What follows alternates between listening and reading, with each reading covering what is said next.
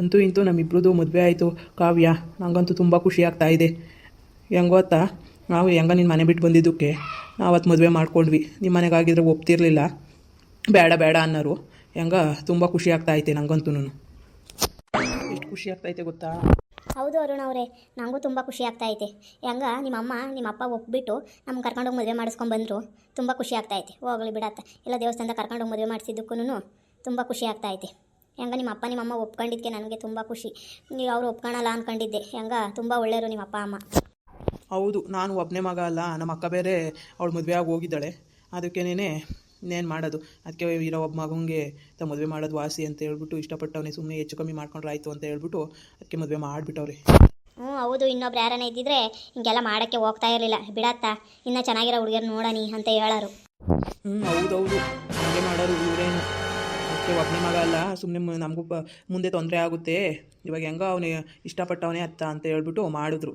ಇಲ್ಲರೇ ಇವರೆಲ್ಲ ಒಪ್ಕೊಳ್ಳೋರು. ನನಗೂ ಅದೇ ಭಯ ಇತ್ತು. ಹೆಂಗ ಬಿಡತ್ತ, ನಾನು ಇನ್ನೆಲ್ಲಾದರೂ ಕೆಲಸ ನೋಡ್ಕೊಂಬಿಟ್ಟು ಅಚ್ಚುಕಟ್ಟಾಗಿ ಹೆಂಗೋ ಮದುವೆ ಆಯಿತು. ಇನ್ನೇನು ಎಲ್ಲರೂ ನೋಡ್ಕೊಂಬಿಟ್ಟು ಕೆಲಸನ ಚೆನ್ನಾಗೇ ದುಡಿಬೇಕಷ್ಟೇ. ಹೌದು ಹೌದು, ನನಗೂ ಅಷ್ಟೇ. ನಾನು ಅರುಣ್ ಅವರೇ ನಿಮಗೆ ಹೇಳಲಿಲ್ಲ, ನಾನು ಸ್ವಲ್ಪ ದುಡ್ಡು ಸ್ವಲ್ಪ ಒಡವೆ ಎಲ್ಲ ತೊಗೊಂಬಂದಿದ್ದೆ ಬರುವಾಗ. ಏನಾದರೂ ಬಿಸ್ನೆಸ್ ಏನಾದರೂ ಮಾಡಿ ಅಂತ್ರಿ. ದುಡ್ಡು ಒಡವೆ ಯಾಕೆ ತರಕ್ಕೆ ಹೋಗಿದ್ದೆ? ಯಪ್ಪ, ನಿಮ್ಮಮ್ಮ ಎಲ್ಲಿ ಬರುತ್ತೋ ಗೊತ್ತಾ? ಎಲ್ಲಿ ಬರ್ತಾರೋ, ಸುಮ್ಮನೆ ದುಡ್ಡೆಲ್ಲಿತ್ತು? ಹಿಂಗೆಲ್ಲ ಯಾಕೆ ತೊಗೊಬರೋಕೆ ಹೋದ್ರಿ? ಗೊತ್ತಾದರೆ ಅವ್ರು ಸುಮ್ಮನೆ ಬಿಡ್ತಾರೆ, ಜಗಳಕ್ಕೆ ಬರ್ತಾರೆ. ಅರುಣ್ ಅವರೇ, ನಮ್ಮ ದೊಡ್ಡಣ್ಣ ಅವರು ಸ್ವಲ್ಪ ದುಡ್ಡು ಇಟ್ಕೊಂಡಿದ್ರು. ಅದಕ್ಕೆ ಒಂದು 2-3 ಲಕ್ಷ ಎತ್ಕೊಂಡ್ಬಂದೆ. ಅಯ್ಯೋ, ಯಾಕೆ ಎತ್ಕೊಬರಕ್ಕೆ ಹೋಗಿದ್ದೆ ಕಾವ್ಯ? ಗೊತ್ತಾಗ್ಬಿಟ್ರೆ ತುಂಬ ಕಷ್ಟ ಆಗುತ್ತೆ ನೋಡು. ಇವಾಗ ಗೊತ್ತಾದರೆ ಅವ್ರು ಸುಮ್ಮನೆ ಬಿಡ್ತಾರೆ, ಬಂದು ಜಗಳ ಮಾಡ್ತಾರೆ. ಅವ್ರಿಗೇನೋ ಪಾಪ ಪ್ರಾಬ್ಲಮ್ ಆಗಿದೆ ಅಂತ ಹೇಳ್ತಿದ್ದೆ. ಅವ್ರ ಪಾಪ ಏನೋ ಎಲ್ಲಾದರೂ ತಂದಿದ್ರು ಏನೋ. ನೀನು ಇಂಥ ಕೆಲಸನ ಮಾಡೋದು? ಹೋಗತ್ತಾ, ಎಂಥ ಕೆಲಸ ಮಾಡಿದೆ ನೀನೀಗ? ನಿಂಗೆ ಗೊತ್ತಾದರೆ ಅವ್ರ ಮನೆಗೆಲ್ಲನ ಯಾರು ತಗೊಂಡೋದ್ರೆ ನಿನ್ನ ಮೇಲೆ ಡೌಟ್ ಬರೋದು. ಇಲ್ಲ ಇಲ್ಲ, ನಮ್ಮ ಮೇಲೆ ಡೌಟ್ ಬರುತ್ತೆ. ಅವ್ರು ಬೇರೆ ಇದ್ದಾರಲ್ಲ, ನಮ್ಮ ಚಿಕ್ಕವರು, ನಮ್ಮ ರಮೇಶ್ ಅಣ್ಣ, ನಮ್ಮ ರಾಣಿ ಅದಕ್ಕೆ ಅವ್ರು ಬೇರೆ ಇದ್ದಾರಲ್ಲ, ಹಂಗೇನು ಗೊತ್ತಾಗಲ್ಲ ಅನಿಸುತ್ತೆ. ಸುಮ್ಮನೆ ಇರ್ರಿ. ಅಯ್ಯೋ ಕಾವ್ಯ, ನೀನು ಮನೆ ಬಿಟ್ಟು ಬಂದಿದ್ಯಲ್ಲ, ಏನಾದರೂ ತಗೊಂಡು ಹೋಗೋಳೆ ಅಂತ ನಿನ್ನ ಮೇಲೆ ಡೌಟ್ ಬರೋದು ಅವ್ರಿಗೆ. ಎಂಥ ಕೆಲಸ ಮಾಡಿದೆ ಹೋಗತ್ತಾ. ಇವಾಗ ಅವ್ರೇನೋ ಜಗಳಕ್ಕೆ ಬಂದರೆ ಸುಮ್ಮನೆ ಆಗ್ತೈತಿ ಜಗಳ. ಯಪ್ಪ, ಕಂಪ್ಲೇಂಟ್ ಎಲ್ಲ ಮಾಡ್ತಾರೆ. ಅಯ್ಯೋ ಬಿಡ್ರಿ, ಬಂದು ಕೇಳ್ಕೊಂಡಾಗ ನೋಡ್ಕೊಳ್ಳಾನಿ. ಇವಾಗ ಯಾಕೆ, ಹೆಂಗೋ ಖುಷಿಯಾಗಿರಾನಿ, ಮದುವೆ ಆಗೈತೆ, ಖುಷಿಯಾಗಿರಾನಿ. ಯಾಕೆ ಅವರವೆಲ್ಲನ ಅವರೇ ಮನೆ ಬಿಟ್ಟು ಹೋಗು ಅಂತ ಹಂಗೆಲ್ಲ ಬೈದರು. ಅದಕ್ಕೆ ನಾನು ಬಂದೆ. ಅದಕ್ಕೆ ನೀವು ಯಾಕೆ ಹಿಂಗೆ ಹೇಳ್ತೀರಾ? ಸುಮ್ಮನೆ ಇರ್ರಿ. ಅವ್ರಿಗೆಲ್ಲ ಯೋಚನೆ ಮಾಡಬೇಡ್ರಿ. ನಾವು ಚೆನ್ನಾಗಿ ಇರಬೇಕು, ಮದುವೆ ಮಾಡ್ಕೊಂಡಿದ್ದೀವಿ, ಇವಾಗ ಚೆನ್ನಾಗಿರ್ಬೇಕು. ಅವ್ರಿಗೆ ಎದೆ ಮೆಟ್ಟಂಗೆ ನಾವು ಭಾಳ ತೋರಿಸ್ಬೇಕು.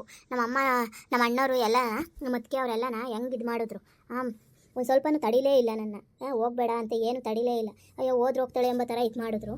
ಸುಮ್ಮನೆ ಇರ್ರಿ, ಅವ್ರಿಗೆ ಸರಿಯಾಗಿ ಆಗಬೇಕು. ಗಂಗಂಟಿ ಬರ್ತಾ ಇದ್ದಾರೆ. ಗಂಗಂಟಿ ಬನ್ನಿ, ಕುತ್ಕೊ ಬನ್ನಿ.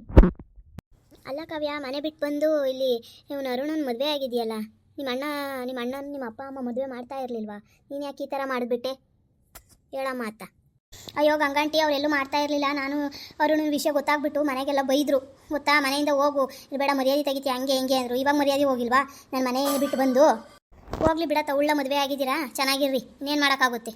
ಹೆಂಗ ಅವ್ರಿಗೆ ಎದೆ ಮೆಟ್ಟಂಗೆ ಬಾಳಿ ತೋರಿಸ್ಬೇಕಷ್ಟೇ ನೀವು. ಸುಮ್ಮನೆ ಇನ್ನೇನು ಮಾಡ್ತೀರಾ? ಇವರು ಒಳ್ಳೆಯರೇ ಪಾಪ, ಅತ್ತೆ ಮಾವ ಇವರು ಒಳ್ಳೆಯರೇ. ನಿಮ್ಮ ಅಮ್ಮಂದೆ ಸ್ವಲ್ಪ ಬಾಯಿ, ಏನು ಮಾಡ್ತೀಯ? ಹೆಂಗ ಅನುಸರಿಸ್ಕೊಂಡು ಹೋಗು, ಆಗಿದೆಯಾ? ಇನ್ನೇನು ಮಾಡೋಕ್ಕಾಗುತ್ತೆ?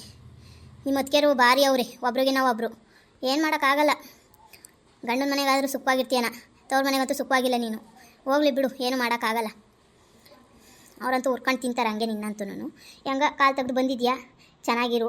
ಅವ್ರು ಬಂದು ಕರಿಯ ತಕ ಏನೂ ಹೋಗ್ಬೇಡ, ಚೆನ್ನಾಗಿರು. ಯಾಕೆ ಸುಮ್ಮನೆ ಇನ್ನೇನು ಮಾಡ್ತೀಯ? ಅವ್ರಿಗೆ ಹೆಂಗೆ ಖರ್ಚೆ ತಪ್ಪಿತು ಅಂತ ಅವರು ಖುಷಿಯಾಗವ್ರಿ. ಹೋಗ್ಲಿ ಬಿಡು, ಇನ್ನೇನು ಮಾಡೋಕ್ಕಾಗುತ್ತೆ? ಹೌದಾಂಟಿ, ಅವ್ರೇನು ಆ ಥರನೇ ಯೋಚನೆ ಮಾಡ್ತಾರೆ ಬಿಡಿ. ಅವರು ಖರ್ಚೆ ತಪ್ಪಿತು, ಹೆಂಗೂ ಒಂದು 5-6 ಲಕ್ಷದ ಮೇಲೆ ಖರ್ಚಾಗೋದು ಅಂತೇಳಿ ಸಂತೋಷವಾಗಿ ಅವ್ರಿ. ಹೋಗ್ಲಿ ಬಿಡ್ರಿ, ನಾವು ಆಗಿದ್ದೀವಿ, ಚೆನ್ನಾಗಿ ನೋಡ್ಕೊತೀನಿ ನಾನು ಕಾವ್ಯನ. ನಮ್ಮಮ್ಮನೂ ನಮ್ಮ ಅಪ್ಪನೂ ಚೆನ್ನಾಗಿ ನೋಡ್ಕೊತಾರೆ. ಅವ್ರ ಬಗ್ಗೆ ಏನು ಯೋಚನೆ ಮಾಡೋದೇನು ಬೇಕಿಲ್ಲ ಯಾರೂ. ನಾನು ತುಂಬ ಚೆನ್ನಾಗಿ ನೋಡ್ಕೊತೀನಿ. ಇಷ್ಟಪಟ್ಟಿದ್ದೀನಿ ನಾನೇ. ಸುಮ್ಮನೆ ಇನ್ನು ಯಾಕೆ ಅವ್ರನ್ನ ಎದುರು ಹಾಕ್ಕೊಂಡು ಮದುವೆ ಆಗಿದ್ದೀವಿ, ಚೆನ್ನಾಗಿರಬೇಕು ಅಂತ ಅಂದ್ಕೊಂಡಿದ್ದೀವಿ ನಾವಂತೂ. ನಂದು ಇವಾಗ ಏನೋ ಕೆಲಸ ಮಾಡ್ತಾಯಿದ್ದೀನಿ, ಅದು ಚೆನ್ನಾಗಿಲ್ಲ. ಅದಕ್ಕೆ ಬೇರೆ ಕಡೆ ನೋಡ್ಕೊಂಬಿಟ್ಟು ಚೆನ್ನಾಗಿರ್ತೀವಿ. ಏನು ನಿಮ್ಮಪ್ಪ ನಿಮ್ಮಮ್ಮನೇ ಕರ್ಕೊಂಡೋಗಿ ಮದುವೆ ಮಾಡಿಸಿರೇನಪ್ಪ? ಹ್ಞೂ ಆಂಟಿ, ನಮ್ಮಪ್ಪ ನಮ್ಮಮ್ಮ ಒಪ್ಕೊಂಡ್ಬಿಟ್ಟೇನೇ ಮದುವೆ ಮಾಡಿಸವ್ರಿ. ಅದಕ್ಕೆ ಇನ್ಯಾಕೆ ಅಂತ ಹೇಳ್ಬಿಟ್ಟು. ನೋಡಿರಿ ಫ್ರೆಂಡ್ಸ್, ಇವಳು ಮನೆ ಬಿಟ್ಟು ಬಂದುಬಿಟ್ಟು ಅವ್ರ ಮನೆ ಬೈದಿದ್ದಾರೆ. ಇವಳು ಮನೆ ಬಿಟ್ಟು ಬಂದುಬಿಟ್ಟು ಇಲ್ಲಿ ನಾನು ಅರುಣ ಅಂತ ಹೇಳ್ಬಿಟ್ಟು ಇವ್ರಿಗೂ ಅವ್ರಿಗೂ ಆಗಲ್ಲ. ಆದರೂ ಬಂದುಬಿಟ್ಟು ಇವಳನ್ನ ಮದುವೆ ಆಗವ್ರೆ. ತುಂಬ ದಿನದಿಂದ ಇಷ್ಟಪಡ್ತಿದ್ರು. ಬಂದು ಮದುವೆ ಆಗಿದ್ದಾರೆ. ಇವಾಗ ಜಯಮ್ಮ ಅವರು ಏನು ಮಾಡ್ತಾರೆ ನೋಡಬೇಕು.